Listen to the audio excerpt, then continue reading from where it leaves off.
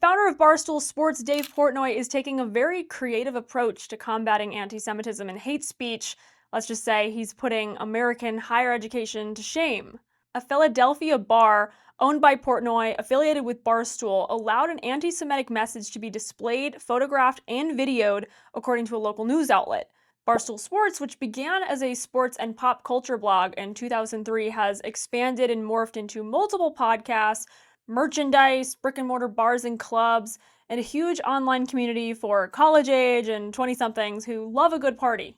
So here's what happened. These establishments, not that I'm a regular frequenter of them, allow you to pay for bottle service, and with it you get to customize a sign they bring out with your drinks. Usually the sign says something like, "Happy birthday, Sally." This one, however, said, "Bleep the Jews." The last 2 hours, I have been on the trail. Trust me, I've been on the trail. You think I'm gonna put up with this shit at my bar? So I've been hunting down waitresses, the table who did it, and everything you can name, because I want consequences for actions. The servers who made the sign and allowed it to be displayed were fired as soon as Portnoy got a hold of them. The two girls at the bar, idiots. This one girl, one of the waitresses, I just told her, like, you're the dumbest motherfucker I've ever talked to. 25 years old, going on 2, you dumb .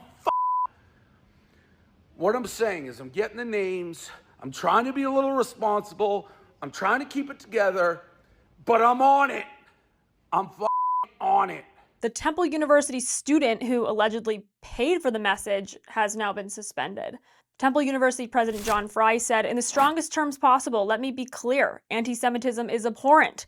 It is no place at Temple, and acts of hatred and discrimination against any person or persons are not tolerated at this university." The Instagram account for the Philly bar also released an official statement within hours, condemning what happened. "We are saddened, embarrassed, and frustrated by the deplorable actions of a customer and misguided staff acting outside the scope of their duties, which has resulted in anti-Semitic hate speech last evening at our establishment. Unfortunately, several employees ignored all of their training and the organization's written policies regarding our zero-tolerance policy for discrimination and hate." It continues, "We take all forms of discrimination incredibly seriously and are particularly upset by actions taken against our Jewish patrons, colleagues, partners, and friends.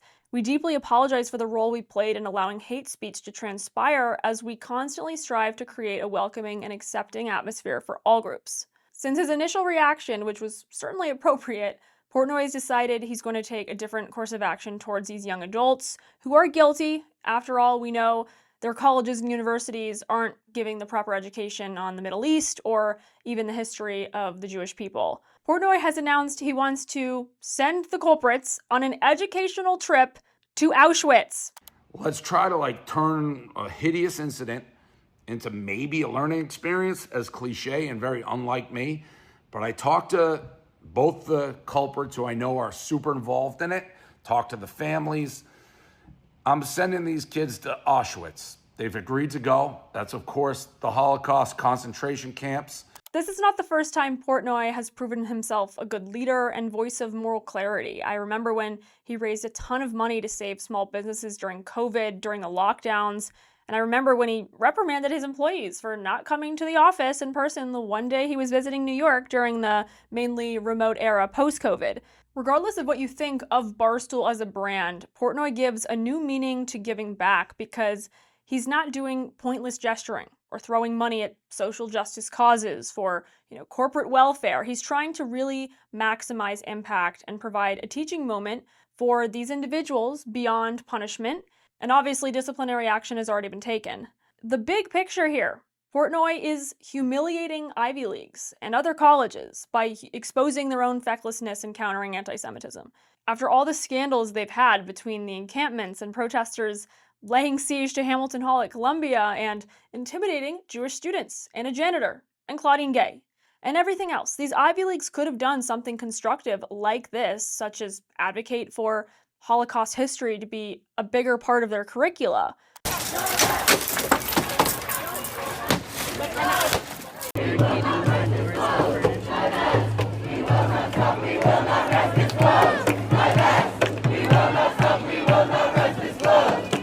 As Adam Rubenstein of the Free Press put it, Did not expect Barstool Sports to have more moral conviction than Harvard and Columbia. So ABC News, Philadelphia, they reach out. They beg me to do an interview. They give me the reporter's name.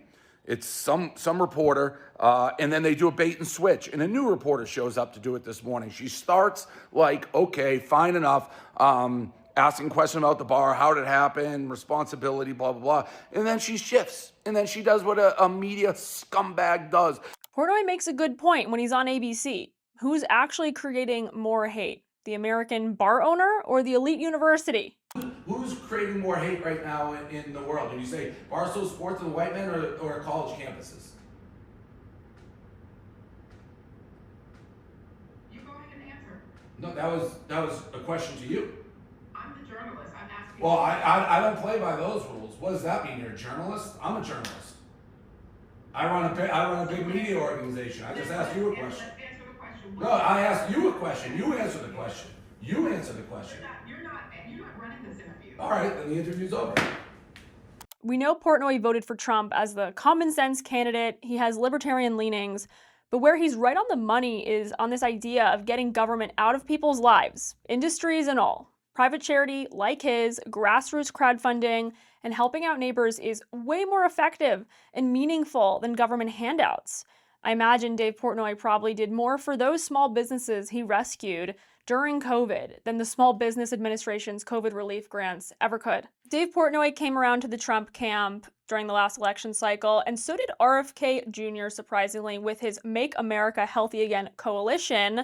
He's going to war against artificial food additives and food dyes. For more on that, click here.